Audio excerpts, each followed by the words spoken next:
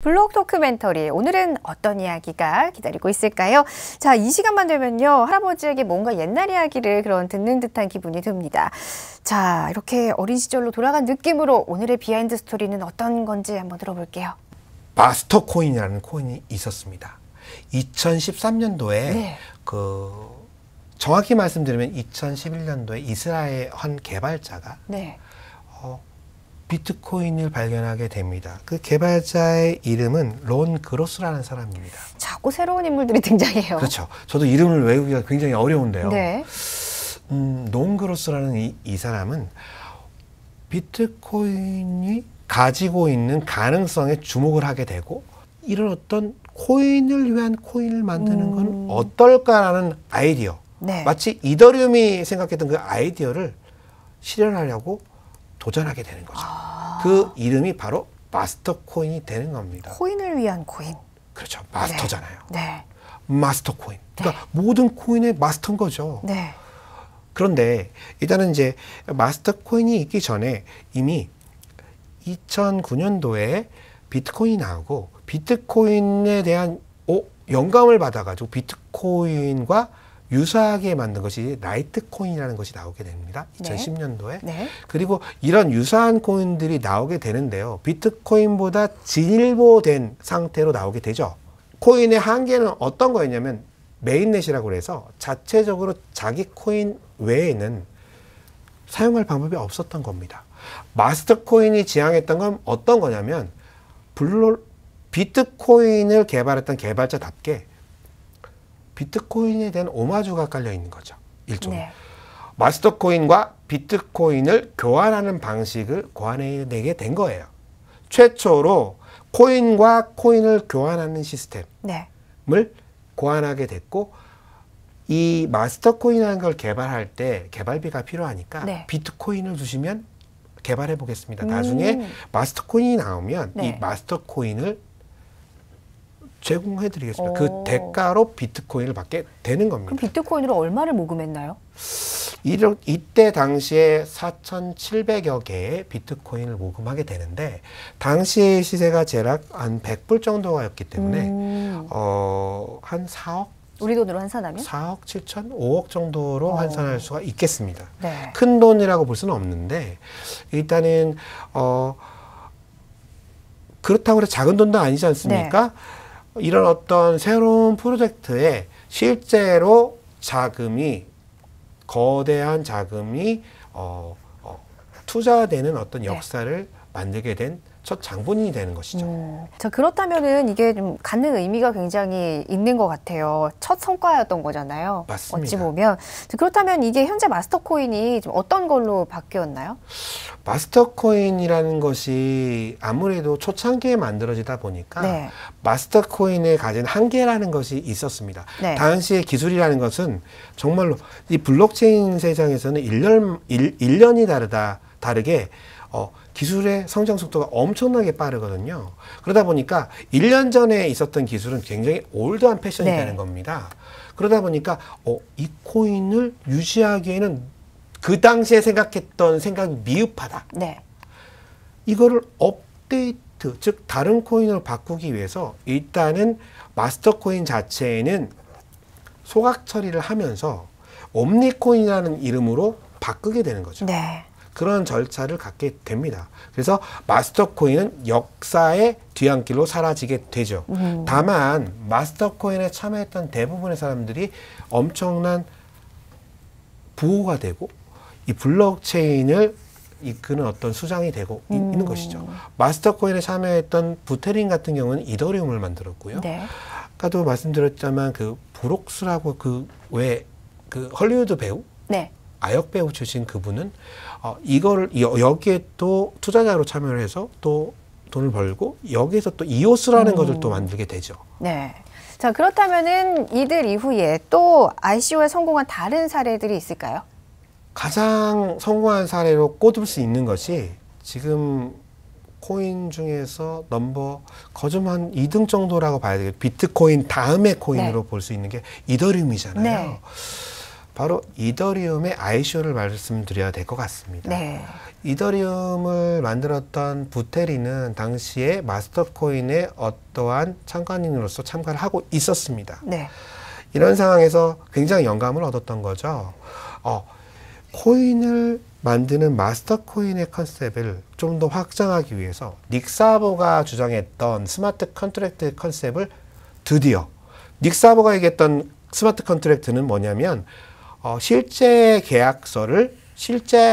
그 법률적인 계약서를 블록체인에다가 넣는, 분산장부에다 넣는 바로 그 담론이었는데, 당시 1997년도에는 분산장부 시스템이 그 블록체인이라는 것이 존재하지 않았었죠.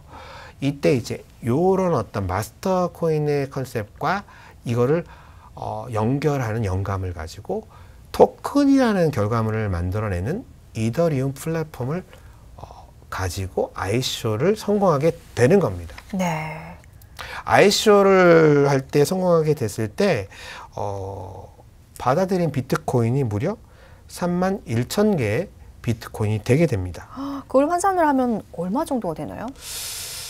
당시의 금액으로 본다면 대략 우리나라 돈 200억 정도라고 볼 수 있는데, 실제로는 그때는 비트코인 가격 자체가 그렇게 높게 형성되지가 않았기 때문에 네. 지금으로 보면 수천억의 금액을 받게 된 것이죠. 와.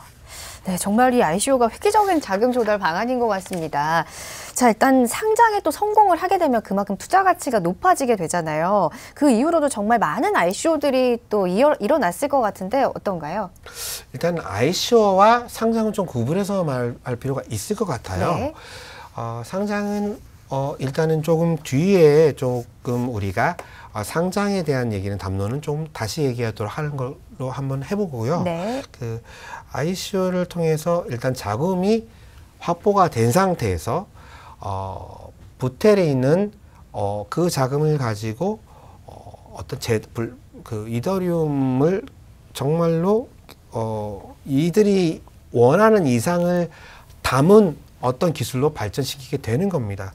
이런 사례를 보게 되면 ICO를 가지고 잘만 하게 되면 네. 어떤 좋은 결과물의 개발물로서 이것이 환원될 수 있다는 겁니다. 근데 다만 ICO를 이렇게 좋은 목적이 아니라 단순히 ICO라는 그 명분만 가지고 투자를 회수해서 먹튀하는 것들이 너무 많아지는 그런 네. 거를 양상하게 되는 거죠. 네. ICO라는 것을 제일 처음에 했던 마스터코인, 비트코인을 기축으로 해서 일단은 ICO를 성공하게 되죠. 그리고 이더리움도 역시 비트코인이라는 것을 가지고 투자를 받게 됩니다. 네. 그런데 비트코인과 이더리움은 완전히 이종 간의 결합인 거죠. 그런데 이거를 이더리움 시스템에서는 하나 일종으로 만들어 버린 겁니다. 네. 이게 무슨 얘기냐면 ICO라는 것을 하나의 생태계로 만들어 버린 거죠. 네. ICO를 생태계로 만든, 즉 비트코인을 내가 받았지만 이더리움이 비트코인의 ICO를 받아들일 때는 ICO가 생태계가 아니었다는 거죠. 네. 그런데 이더리움 자체의 플랫폼은 결국은 ICO라는 생태계를 구성하는 바로 그 자체가 되는 겁니다. 네. 여기에서 긍정적인 부분이 있고 부정적인 부분이 있는 것입니다. 긍정적인 부분은 ICO를 통해서 자금력이 부족한 블록체인 그 개발사들에게 어떠한 쉽게 투자를 받을 수 있도록 해주는 장점도 있는가 하면 소프트캡, 하드캡이라고 네. 말씀드렸었죠. 이것만을 이용해서 네. 마치 내가 홍민희가 아닌데 홍민희인 것처럼 위장하여서 네. 그 ICO에 성공하는 기업들이 굉장히 많아졌던 거죠. 네. 이것이 많아졌던 시기가 바로 2017년도였던 겁니다. 네. 이더리움이 엄청난 5만 배에 가까운 수익률을 발생하면서 네. 사람들이 거기에 이더리움이 5만 배의 수익률을 만들어 줬다는 거에 엄청난 열풍이 일기 시작하게 된 거죠. 네. ICO도 많이 하게 되고요. 당시에 엄청나게 이더리움 이후에도 많은 블록체인 개발사들이 ICO로부터 혜택을 받게 되는 시기를 겪게 됩니다. 네. 네, 이제 그렇다라고 하면 이쯤에서 참 궁금해지는 게 있습니다. 이 모든 ICO가 다 성공하지는 않았을 것 같아요. 실패한 사례도 있나요? 실패한 사례가 더 많죠. ICO를 하려면 일단은 내가 홍보를 좀 잘해야 되는 포인트도 있을 테고, 네. 그리고 이런 어떤 사람들이 또 우매하지가 않지 않습니까? 똑똑하게 또 접근해가지고 나를 홍보를 해야 되는데, 아무리 네. 좋은 기술도, 아무리 좋은 네트워크를 할지라도 우리를 정확하게 전달하지 못하면 실패하게 되시겠죠. 네. 근데 실패 측면으로 좀 바라보기보다는 ICO를 투자해서 ICO 업체가 아니라, 그러니까 개발사가 아니라 그 투자자의 입장에서 엄청난 실패를 가져왔던 사례를 좀 말씀드리고 싶은 겁니다. 네. 원코인이라고 그래가지고 원코인. 코인 중에 넘버 원이라는 원코인. 이름은 정말 괜찮은데요. 그렇죠. 네. 원코인입니다. 원코인이라는 것은 ICO를 하면서 놀랍게도 백서를 공개하지 않았습니다. ICO의 방법론도 존재하지 네. 않습니다. ICO를 해가는 방법은 여러 가지 중에 개발사들은 한 개를 선택하면 된다니까요. 네. 홈미니 토큰을 만드신다면 정말 내가 등록하면 되는 거예요. 네. 근데 요거를 우리가 시장에서 신뢰를 받아야 되지 않겠습니까? 네. 그래서 화이트 페이퍼라는 걸 만들게 되는데 화이트 페이퍼가 존재하지 않았다는 겁니다. 원코인은. 근데 이들을 원코인이 대한민국에서도 굉장히 많이 팔렸다는 사실을 아시고 계시나요? 그래요? 요게 원코인이 퍼져나갔던 힘은 굉장히 조직력이 있었던 것 같은데 이것이 대략 200개 이상 국가에서 성공적으로 판매가 됐던 겁니다. 근데 이 방식에 있어서 대단히 놀라운 것이 있는 거죠. 내가 원코인이라는 것은 막 이상을 엄청나게 얘기하는 거죠. 여기에 어떤 개발사는 엄청난 사람들이 들어와 있고 네. 엄청난 기술을 가지고 있다. 네. 엄청난 개발사, 엄청난 기술, 엄청난 자본을 가진 엄청난 회사가 만들고 있다라고 페이퍼를 하게 되고 거기에 엄청난 사람들이 또 참여하게 됩니다. 그런데 더 중요한 건 엄청난 수익을 가져다 준다는 얘기였던 거죠. 네. 엄청난 수익을 어떻게 가져가면 되냐면 일종의 다단계에서 하는 방식을 네. 취업했던 겁니다. 엄청난 수익을 가져가려면 채굴을 하시면 되는데 네.